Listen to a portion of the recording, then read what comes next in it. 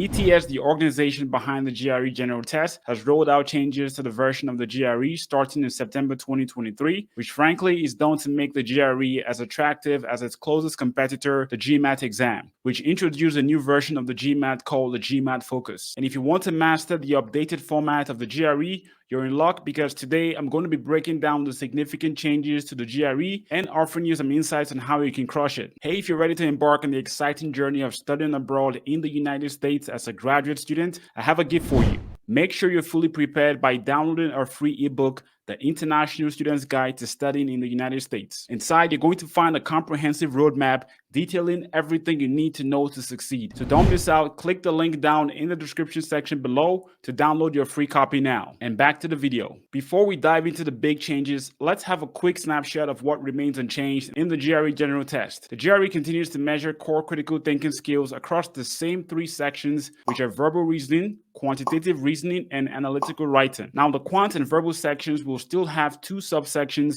that are section level adaptive, meaning how you perform in the first subsection will determine how difficult the second subsection will be. And as you would hope, the scoring scales remain the same, which ensures a seamless transition for institutions using GRE scores for admissions purposes. Now let's dive deeper, talking about the changes to the verbal reasoning or the VR section. As discussed earlier, the VR section will still consist of two subsections, but now there will be a total of 27 questions, where 12 questions will appear in the first subsection and the remaining 15 questions will appear in the second subsection. As for the time allocation, test takers will have 18 minutes to complete the first subsection and 23 minutes to complete the second subsection. So when you do the math, you will have about 90 seconds to answer each question in both of the verbal reasoning subsections, which is exactly the same amount of time you had to answer each VR question in the previous version of the GRE. In the current GRE exam, the quantitative reasoning section follows an identical structure as the previous version of the GRE, but now the two subsections will have a total of 27 questions instead of a whopping 40 questions. This will follow the same split in the VR section, where you will get 12 questions in the first subsection and 15 questions in the second subsection. As expected, with a reduction in the total number of QR questions,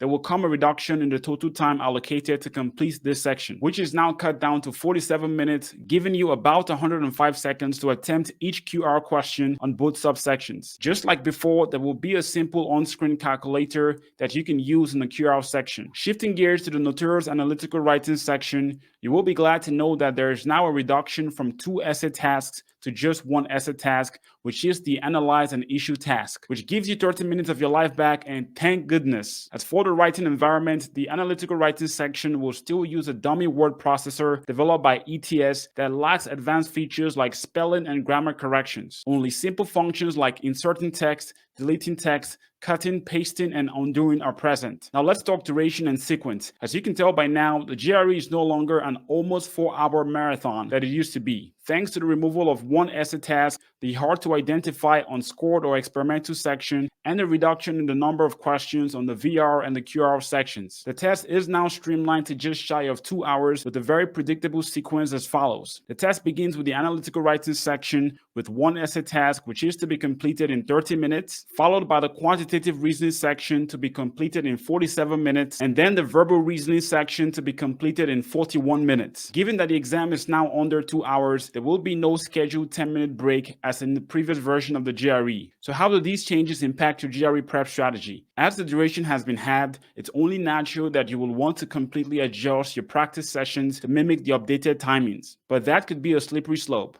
as the same level of stamina that was critical in the past is still going to be critical now. My recommendation for those gunning for a top-tier GRE score will be to train your mind to stay ultra-sharp for the entire 2-hour stretch of this current GRE by preparing for the current GRE like you were preparing for the previous version of the exam. Now, does that mean that you must practice with 4-hour-long GRE practice material? Maybe not, but at least practice like you were getting ready for a 3-hour-long exam. As for your practice material, if you've invested in older GRE prep materials, don't think that you need to purchase any new prep materials. Since all the question types in the current GRE remain unchanged, the GRE courses we've purchased, tested, and recommended still remain valuable. So watch this video here, also linked down in the description section below, to find a GRE course that can help you achieve your target GRE score. See you there.